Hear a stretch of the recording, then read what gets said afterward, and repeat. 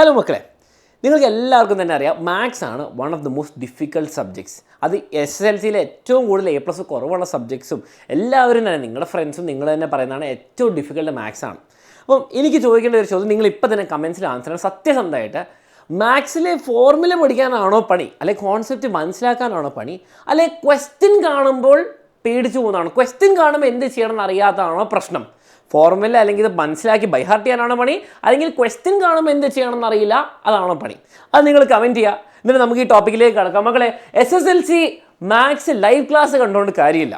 Okay, അപ്പം ഇത് ഞാൻ വെറുതെ പറയുന്നില്ല. ആസ് എ മാത്സ് ടീച്ചർ നിങ്ങൾക്കറിയാം, യൂട്യൂബിൽ ഇത്രയും വർഷമായിട്ട് ക്ലാസ് എടുക്കുക, ഇത്രയും കുട്ടികൾക്ക് ഫുൾ A+ മേടിച്ചു കൊടുത്തത് സാറാണ് ഞാൻ പറയുകയാണ്. SSLC മാത്സ് ലൈവ് ക്ലാസ് കണ്ടുകൊണ്ട് കാര്യമില്ല. എന്തുകൊണ്ടാണ് നിങ്ങൾ കൃത്യമായിട്ട് മനസ്സിലാക്കണം. ഓക്കെ, നിങ്ങൾക്കറിയാം, ഞാനൊരു പെൻ എടുക്കട്ടെ.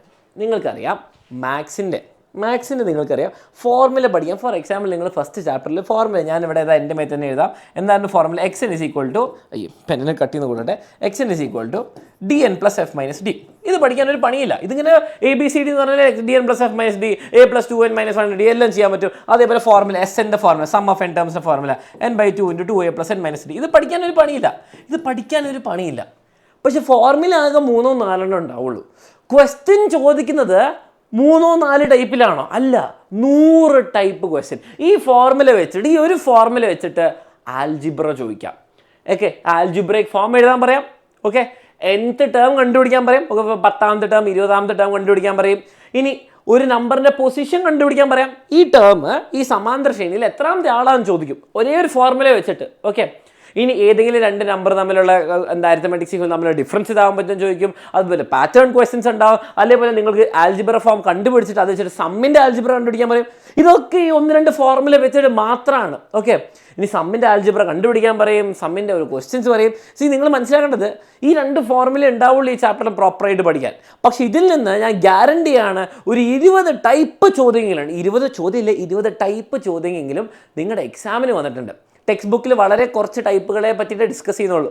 പാറ്റേൺ ക്വസ്റ്റ്യൻ ഉണ്ട്. നിങ്ങൾ ചെക്ക് ആയിട്ടും ട്രയാങ്കിൾ ഷേപ്പിലുള്ള പാറ്റേൺ ക്വസ്റ്റ്യൻ ഉണ്ട്.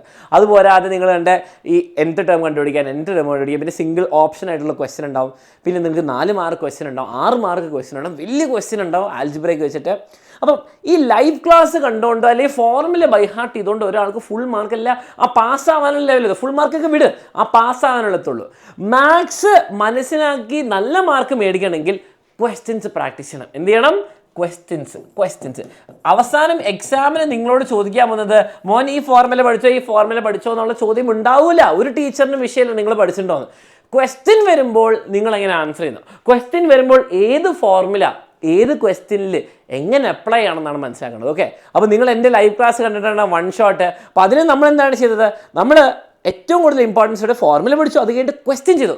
ഫോർമുല പഠിച്ചു, അപ്പോൾ ഒന്നും മനസ്സിലായില്ല. ക്വസ്റ്റ്യൻ കണ്ടപ്പോൾ അത് എവിടെ ഉപയോഗിക്കണമെന്ന് മനസ്സിലായി. അപ്പോൾ അതേപോലെ തന്നെ ഫസ്റ്റ് ചാപ്റ്ററിൻ്റെ 1 ഷോട്ട് നിങ്ങളെല്ലാവരും കണ്ടു എന്ന് വിശ്വസിക്കുന്ന ഈ ചാനലിൽ ഫ്രീ ആയിട്ട് ലൈവായിട്ട് അപ്ലോഡ് ചെയ്തിട്ടുണ്ട്. അതല്ലാതെ നിങ്ങൾ ക്വസ്റ്റ്യന് വേണ്ടിയിട്ട് ഒരു അടിപൊളി സീരീസ് നമ്മൾ തുടങ്ങുകയാണ്. Most important questions MIQ series തുടങ്ങുകയാണ് മക്കളെ.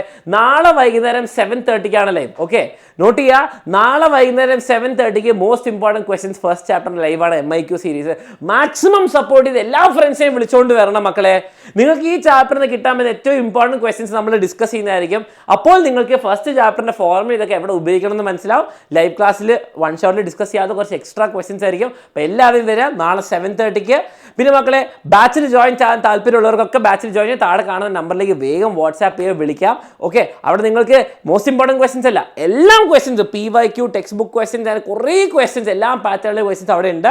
അപ്പോൾ ജോയിൻ ചെയ്യാൻ താല്പര്യമുള്ളവർക്ക് താഴെ നമ്പർ കാണുന്നതിൽ വിളിക്കാം, വേഗം അഡ്മിഷൻ എടുക്കാം. അപ്പോൾ നമുക്ക് നാളെ വൈകുന്നേരം 7:30 കാണാം.